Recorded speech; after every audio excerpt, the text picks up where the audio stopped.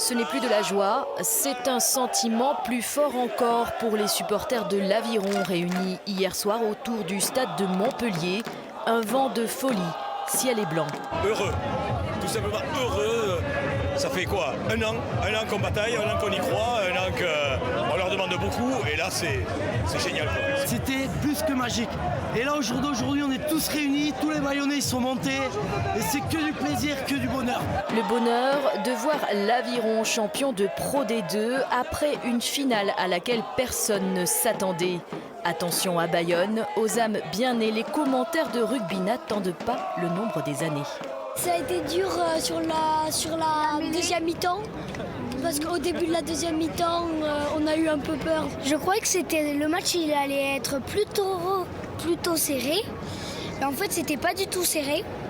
En deuxième mi-temps ça m'a inquiété, mais à la rentrée de Maxime Lafage, après ils ont tout donné. Un match et un voyage à Montpellier que les supporters partis le matin même n'oublieront pas. J'ai travaillé de nuit la semaine d'avant et j'ai pas beaucoup dormi. C'est quelque chose d'extraordinaire. C'est au moins une chose à faire dans sa vie. Ça aurait été énorme jusqu'au bout. Le meilleur match de l'année pour moi, c'est énorme. Pas trop fatigué? Pas encore, demain on le saura.